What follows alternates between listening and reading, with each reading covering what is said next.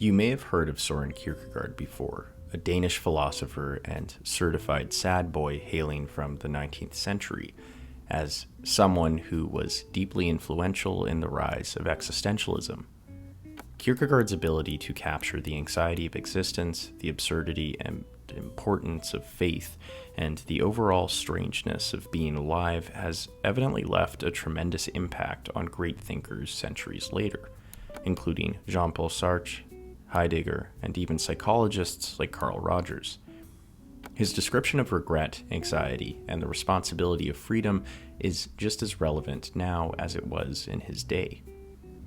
Born in the 19th century, Kierkegaard lived throughout a period of profound and turbulent intellectual change in Europe. German idealism was especially all the rage, a form of philosophy in which certain truths were thought to be fundamentally tied to the functions of the mind. Influenced by the German idealism of figures such as Fichte and Schelling, Kierkegaard embarked on a philosophical journey from a very young age.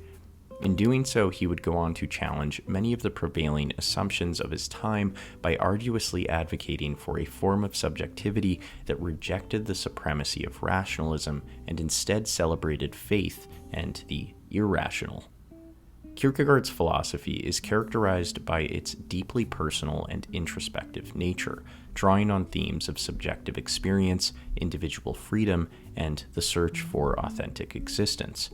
This method was pretty original for his time, as most philosophers wished instead to understand some greater reason or meaning behind the universe itself. Kierkegaard, seeing many of these grand projects of metaphysical certainty, chose instead to do his own thing. His writings, which include works such as Fear and Trembling, Either Or, and The Sickness Unto Death, very fun titles, explore the complexities of human existence and the existential dilemmas of modern life.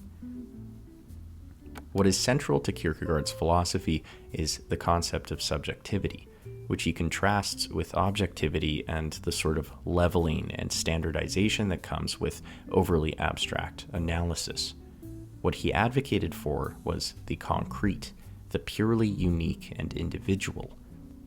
Kierkegaard argued that genuine human existence is characterized largely by the individual's subjective engagement with the world and with oneself, rather than this adherence to abstract principles or universal truths.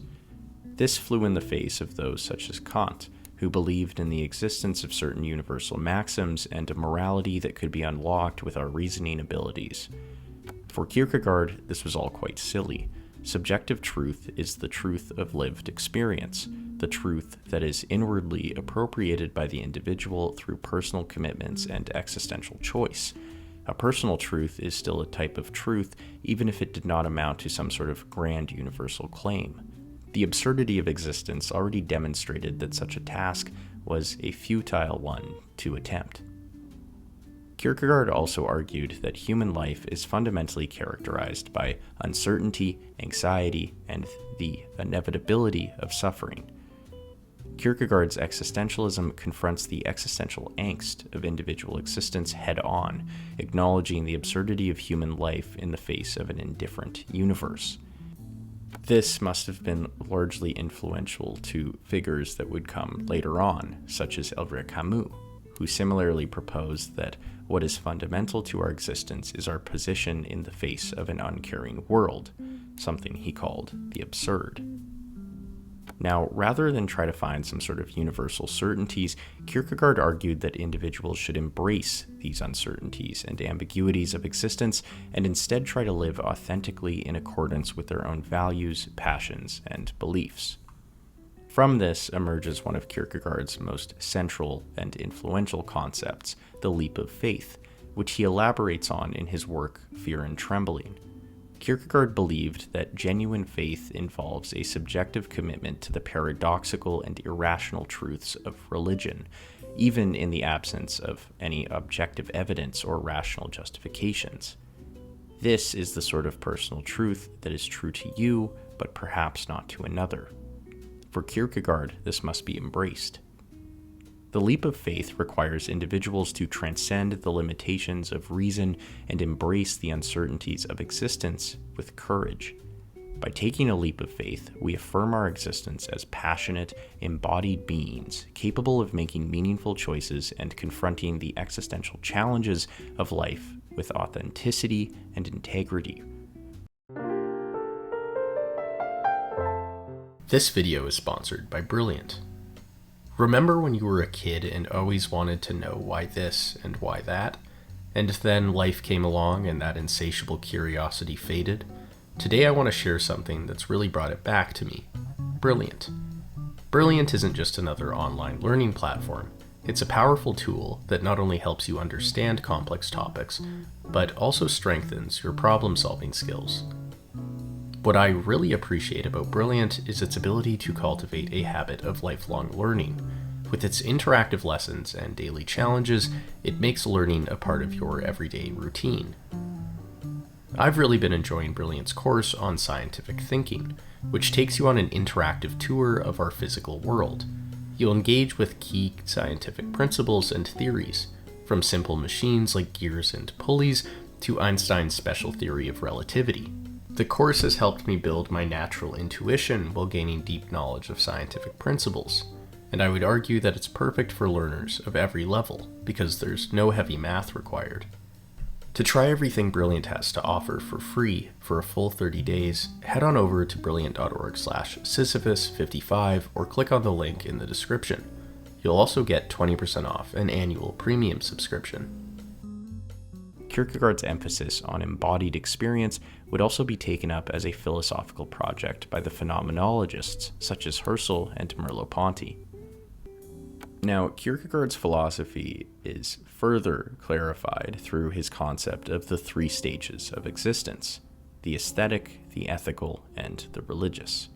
In the aesthetic stage, individuals pursue pleasure, sensation, and immediate gratification.